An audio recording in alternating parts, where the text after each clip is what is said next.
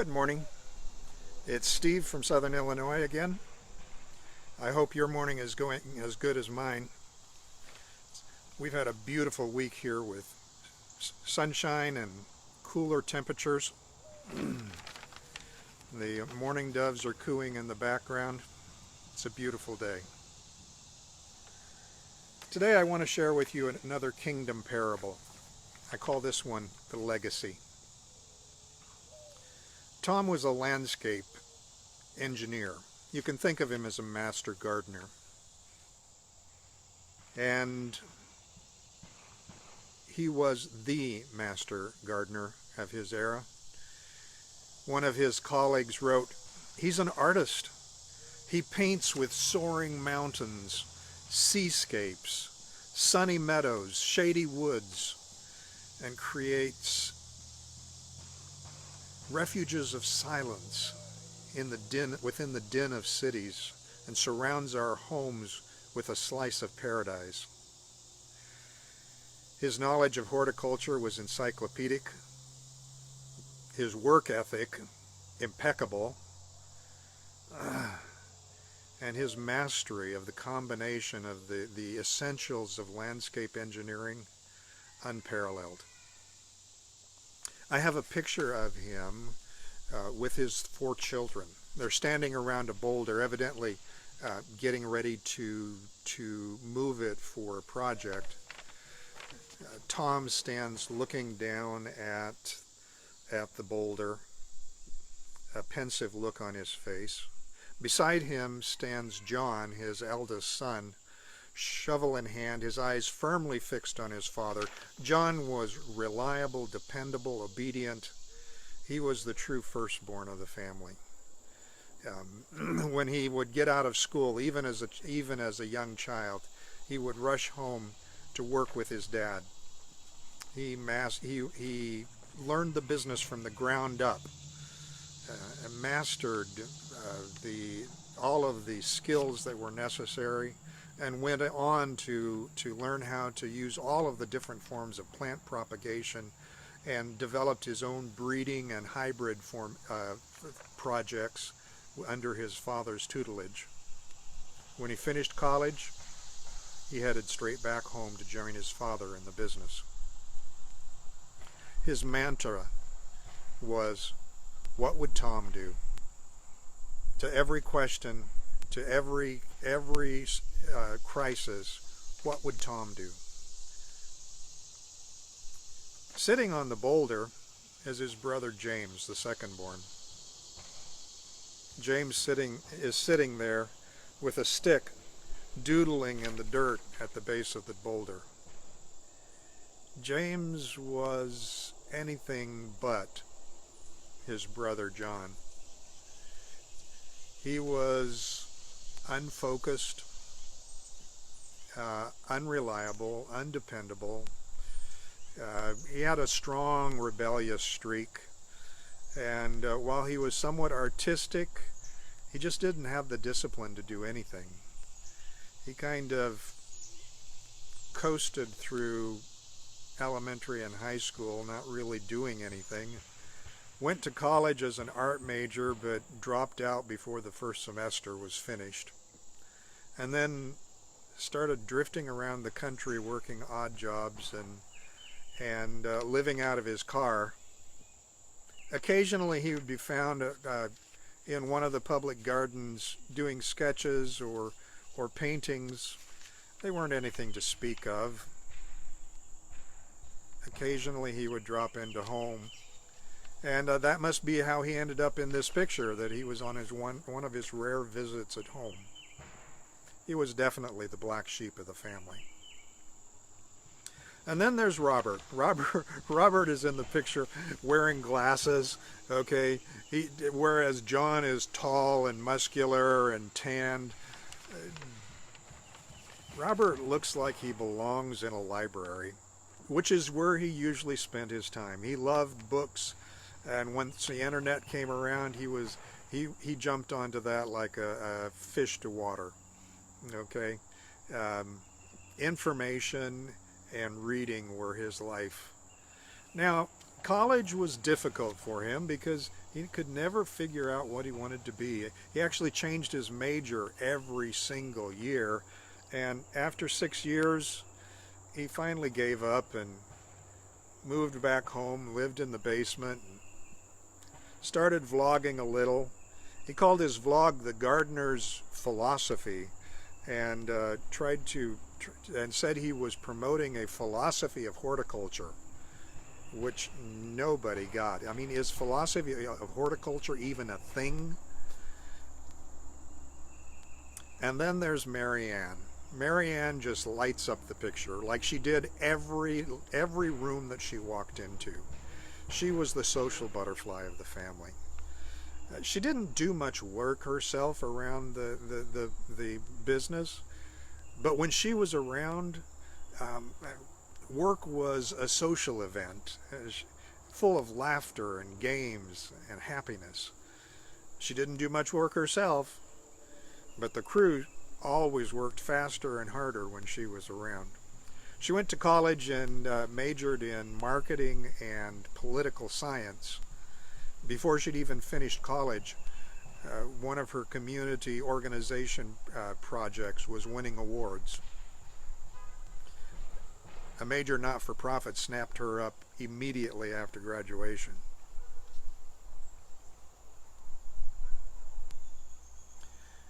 When Tom died, each of his children set out to perpetuate his legacy in their own way. It came as no surprise to anybody that John inherited the family businesses, Gardner Enterprises. In his first meeting with the employees, he said, "Tom built this company. Tom was the best. So from now on, for every project and in every situation, I want you to ask yourselves, what would Tom do? We are going to continue what he started." And that's exactly what they did. They used his designs, his techniques, his processes. The business carried on as if Tom was still at its heart, which he was. The customers were delighted. I mean, they got the same product, the same service, the same designs. It was like Tom was still there. The master gardener, the landscape engineer supreme, was still present. To everybody's surprise, James settled down. He bought some property in the country nearby, and as he moved in, his neighbors were kind of anxious. What was going to happen to their property value? His reputation had kind of preceded him. But they need not have worried, because James immediately started improving the property, putting in flower beds and walkways. He put in a water garden and a Zen garden, a large vegetable garden. He created an impeccable woodlot. His designs weren't anything like his father's, and the neighbors kind of scratched their heads. And yet, even though, his father had used the principles of French formalism, straight lines, mass plantings, carefully controlled shrubbery, James was using a very eclectic model that drew some on Oriental gardening and English country cottage gardens. It was very different from his father's style. And yet when you sat down and looked at it, you saw all the basic principles of art design in place. There was unity in his design, and symmetry and rhythm and line. It was beautiful and just restful and stimulating at the same time. Robert immediately announced that he was going to publish a book, and when it came out, it was entitled The Gardener's Diary. He had taken his father's diaries over the years and had carefully annotated them, cross-referencing them with the writers of other master gardeners through the centuries. It was fully referenced, cross-referenced, careful footnoting, bibliography. It was a masterpiece, and it was quickly followed by the gardener's letters that Tom had sent to his fellow landscaping engineers over the years, and their communication back and forth. Robert had taken the time to collect those letters and to get copies of the replies. And once again, they were fully referenced, footnoted, and another mature, masterful literary achievement. Then came out a history. Tom Gardner, Master Gardener. Within 2 years, these books became required reading in university courses, and demand for them in professional landscaping circles was huge. Marianne surprised everybody by quitting her job, and she disappeared for about 6 months.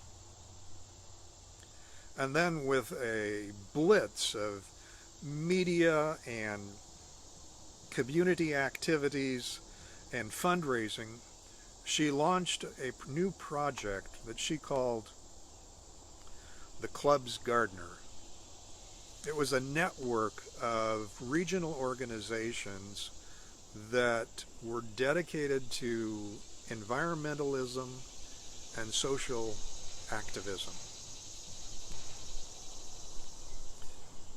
Immediately, the first club went into action, lobbying politicians, writing grants, using community focus groups, and the results were amazing. Okay, downtown green spaces that were user friendly popped up throughout the region. Recreational trails were improved. Community gardens were started, supported by local businesses. The networking was amazing. But all of this was tied to social issues that were pertinent to the local communities, whether it be racism or police brutality, Rainbow Coalition issues, or even creationism and right to life. It didn't matter what the issue was. If it was important to the community, it was tied together.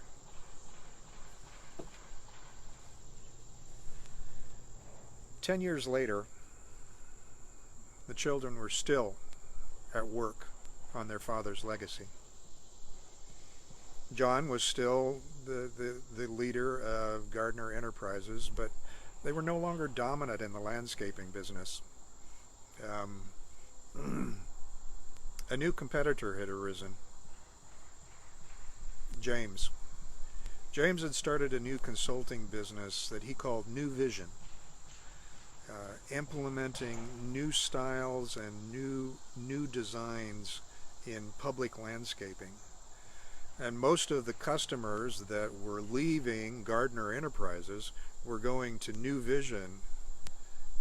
There was tension between the brothers.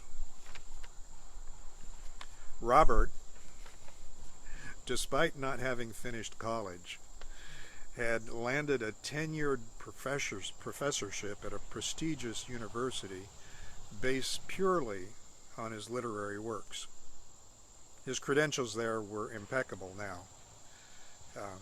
But even more so, he had become known as an unbeatable opponent in debates regarding this new discipline of philosophy of horticulture, which now was a thing.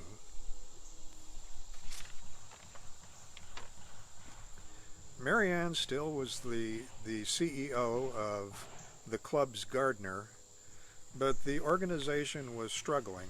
Several of the regional clubs had broken off because they were focusing on social agendas that were not in line with the guidelines that Marianne had set up.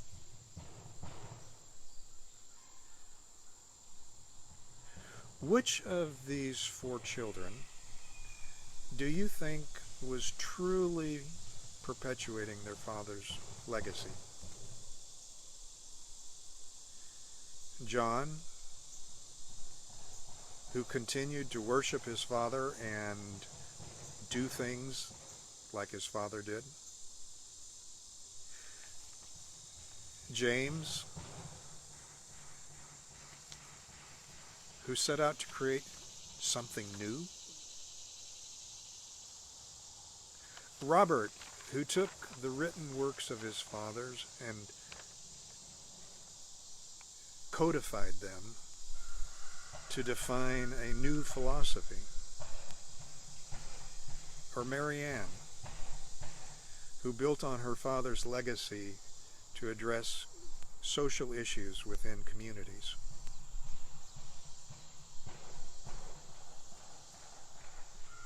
You could argue for all of them, couldn't you? Which legacy are you perpetuating?